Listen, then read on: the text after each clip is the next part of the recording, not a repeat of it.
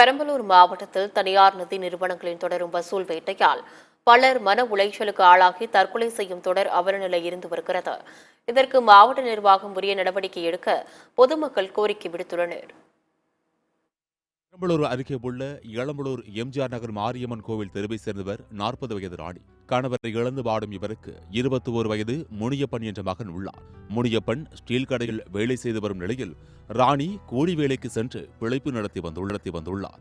இந்த நிலையில் ராணி குடும்ப சூழ்நிலை காரணமாக பெரம்பலூர் 4 ரோட்டில் உள்ள ஆர்பிஐ என்ற தனியார் வங்கியில் குழுக்களின் மூலம் ரூபாய் 50,000 கடன் வாங்கி இருந்ததாக கூறப்படுகின்றது. தொடர்ந்து 4 மாதங்கள் சரியாக தவணையை கட்டிய நிலையில் கடந்த ஜூலை மாதம் தவணை பணத்தை கட்டுவதற்கு தாமதமாகியுள்ளது. இதனைத் தொடர்ந்து வங்கியிலிருந்து வந்த சரவணன் என்பவர் ராணியின் செல்போனை பிடுங்கிச் சென்றதாகவும் பின்னர் ராணி தவணை பணத்தை கட்டிய நிலையில் செல்போனை திரும்ப கொடுத்ததாகவும் சொல்லப்படுகின்றது. மேலும் ஆகஸ்ட் மாதம் கட்ட வேண்டிய தவணை தொகைக்காக வங்கியிலிருந்து மீண்டும் வந்த சரவணன் ராணி வீட்டிற்கு வந்து பணத்தை கேட்டுள்ளார். அதற்கு ராணி மாலைக்குள் பணம் கட்டி விடுவேன் என்று கூறியதாக தெரிகிறது. மீண்டும் மதியம் 2 மணி அளவில் சரவணன் சென்று பணம் கட்டச் சொல்லி வற்புறுத்தியதாகவும் தகாத வார்த்தைகளால் பேசியதாகவும் கூறப்படுகின்றது. இந்நிலையில் யாரிடமாவது பணத்தை வாங்கி வந்து மாலைக்குள் கட்டிவிடுகிறேன் என்று ராணி கூறியுள்ளார். ஆனாலும் வங்கி ஊழியர் சரவணன் பணத்தை கொடுத்தால்தான் இங்கிருந்து செல்வேன் என கூறி பிடிவாதமாக அங்கிருந்து செல்லாமல் ராணி வீட்டிலேயே அமர்ந்திருந்துள்ளார்.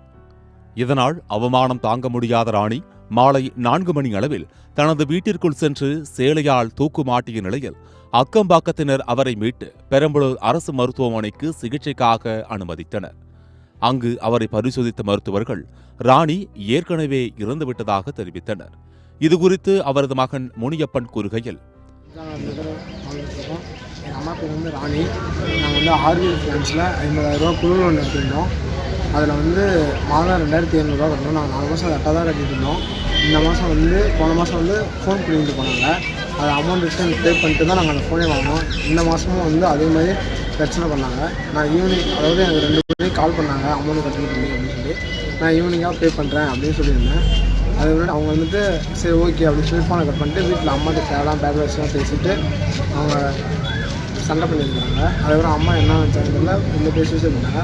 இது குறித்த புகாரின் பேரில் வழக்கு பதிவு செய்த பெரம்பலூர் போலீசார் நிதி நிறுவன ஊழியரான பெரம்பலூர் அருகே உள்ள தம்பிரான்பட்டி கிராமத்தைச் சேர்ந்த பொன்னுச்சாமி என்பவரது மகன் 24 வயது சரவணன் என்பவரை கைது செய்து விசாரணை மேற்கொண்டு வருகின்றனர். சரி, கொஞ்ச நேரம் நீங்கள் போயிட்டு வாங்க சார், நான் சாயந்தரம் வசூல் பண்ணி நான் வச்சுருக்கேன், எங்கள் பையன் தருவான், எங்கள் பாப்பா தருவாங்க, நான் வசூல் பண்ணி நான் வச்சுருக்கேன்னு இந்த அம்மா சொல்லிட்டு இருந்தாங்க. அதெல்லாம் முடியாது, எனக்கு காசு கொடுத்தா தான் இந்த இடத்த விட்டு போவேன், ஓன் சௌரியத்தை நான் வர மாட்டேன் அப்படின்னு சொல்லி ரொம்ப டார்ச்சர் பண்ணி தான் சார் அந்த அம்மா இந்த மாதிரி கயிறு போட்டுக்கிட்டாங்க. அவங்க முன்னாடியே உட்காந்துருக்காங்க. இந்த அம்மா கதவு மூடிக்கிட்டு நம்மளை ஓவராக கொடுமைப்படுத்துகிறாங்க, டார்ச்சர் பண்ணுறாங்க. நம்ம காசு கொடுக்க நம்ம சாயந்தரம் தான் காசு வரும்னு சொல்கிறவங்க கேட்க மாட்டேங்கிறாங்க.